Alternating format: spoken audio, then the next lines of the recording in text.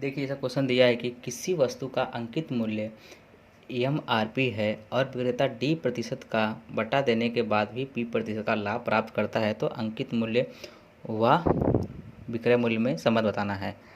तो हम लोग पहले देख लेंगे। पहला केस क्या दिया है? केस दिया है कि विक्रेता जो है,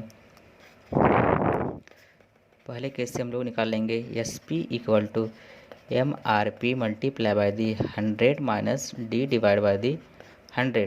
केस 1 देखिए यहाँ दिया है। अब केस 2 में क्या बोल रहा है?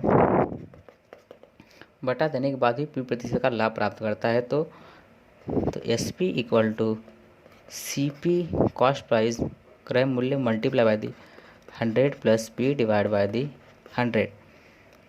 अब देखिए केस 1 से केस 2 से एस पी इक्वल है तो एम आर पी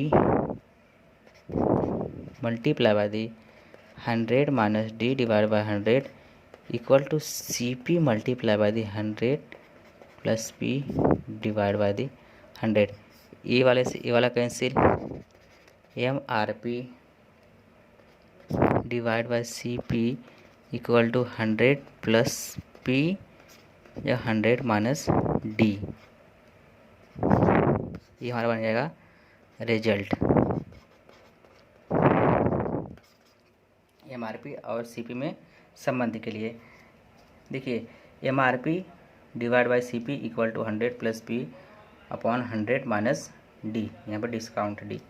अब हम लोग इसका संबंध के जो क्रय मूल्य और अंकित मूल्य में संबंध दिया रहेगा तो उस केस में हम लोग एक फार्मूला का यूज करने वाले हैं। जैसे हम अब देखेंगे कुछ एग्जांपल। जैसे दिया है अंकित मूल्य व क्रय मूल्य में संबंध। किसी वस्तु का अंकित मूल्य 600 रुपया है, ये कॉस्ट प्राइस दिया है, अंकित मूल्य सॉरी एमआरपी दिया है 600 रुपया, तो विक्रेता उससे जो है 20% का डिस्काउंट भी देता है तो 100 माइनस 20 और 20% का लाभ प्राप्त करता है तो 100 प्लस 20 और पूछा है क्रय मूल्य। क्रय मूल्य मान लिया यक्स।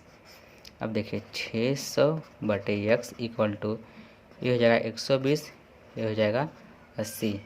40 से कैंसिल कर देंगे, 40 दूनी 80, 40 त्याइन 120, इसको कैंसिल करेंगे तो ये हो जाएगा 200, यक्स बराबर हो जाएगा 400 रुपये।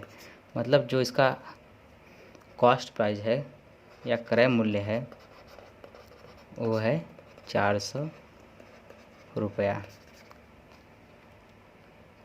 अब अगला क्वेश्चन देखेंगे हम लोग।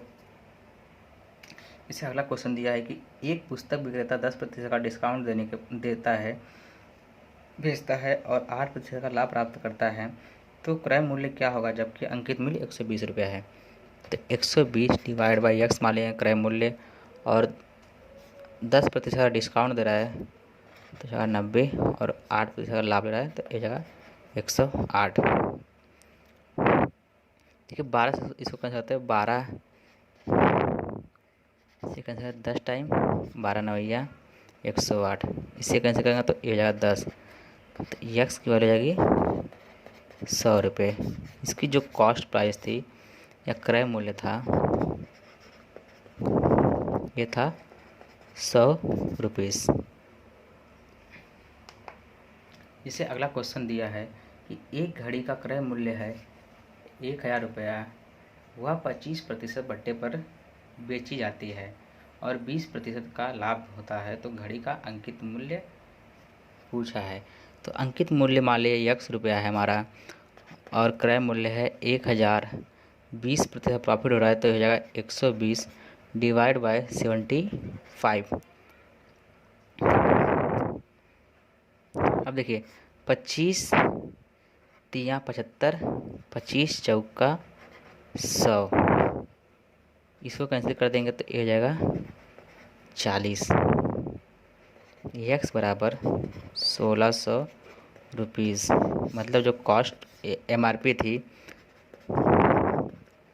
वो थी हमारी 1600 रुपया। अंकित मूल्य जो था हमारा 1600 रुपया था। अगला क्वेश्चन देखेंगे हम लोग। जैसे अगला क्वेश्चन दिया है कि एक वस्तु का क्रय मूल्य है 1200 रुपया है, वह 15% बट्टे पर बेची जाती है और 20% का लाभ होता है तो अंकित मूल्य बताइए। अंकित मूल्य को मान लिया यक्स रुपया क्रय मूल्य है 1200 बराबर 20% लाभ रहा तो 120 divide by 85। x equal to, इसको कैसे करते हैं 5 से, तो 17 हो जाएगा ये, इसको करेंगे 5 से तो ये हो जाएगा हमारा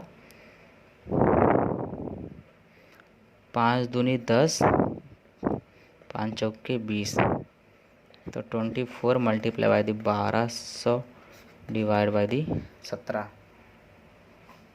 अब इसको हम लोग सॉल्व करते हैं तो x इक्वल टू 12 चौक 48 के 8 हासिल 4, 12 दूनी 24, 24 4 28 और 20 डिवाइड बाय 17 रुपीज़। ये हमारा हो जाएगा आंसर। अंकित मूल्य जो था हमारा इतना रुपया था।